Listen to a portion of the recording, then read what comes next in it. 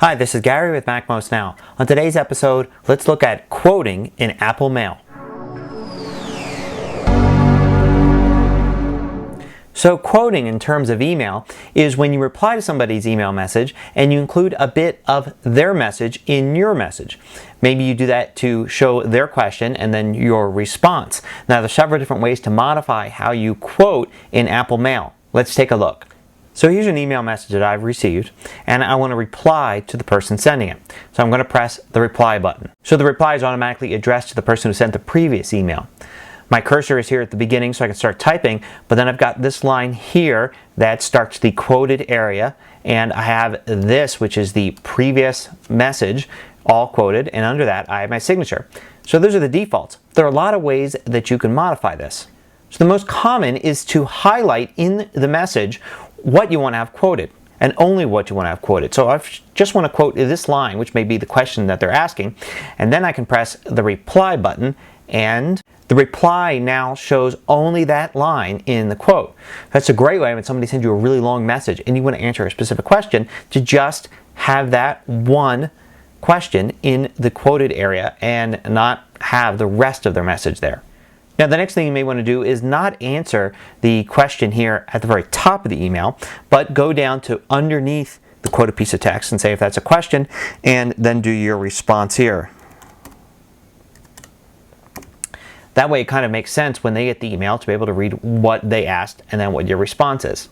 Now if you've quoted several lines of text, you can still insert your own text in between it. Just put the cursor there and hit return, and you can see that your text is not quoted, yet their text is.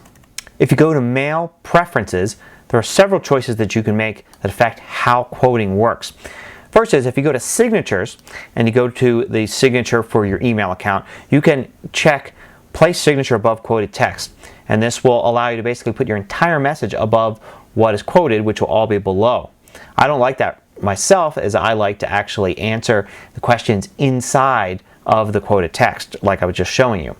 Also, you can go to Composing, that preference set, and make several choices here. So most notably under Responding, you can choose to quote the text of the original message or not. If you don't like quotes, you can completely remove them.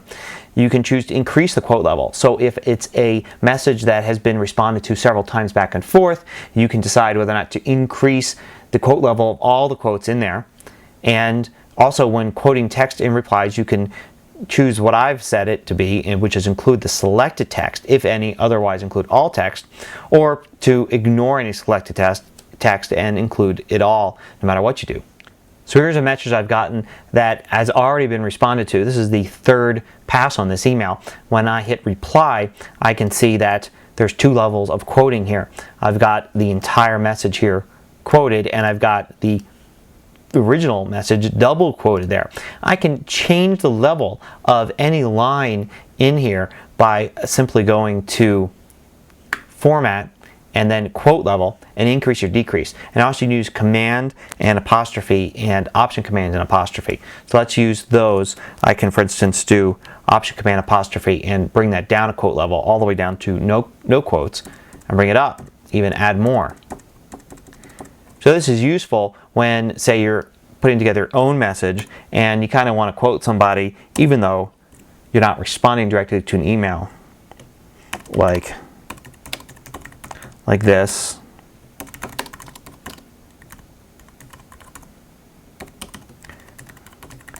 And I could indent this with a quote level there. And that's also useful when you're copying and pasting from different documents and trying to put together an email message that uses quoting like this. So there's also the matter of etiquette.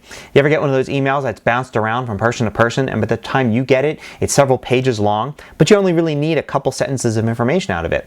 Well, the thing to do is before you forward on or quote an email to somebody else, make sure you're only quoting the necessary information so they can quickly read it and respond to you. Hope you like this look at quoting in Apple Mail. Till next time, this is Gary Rosenzweig with MacMost Now.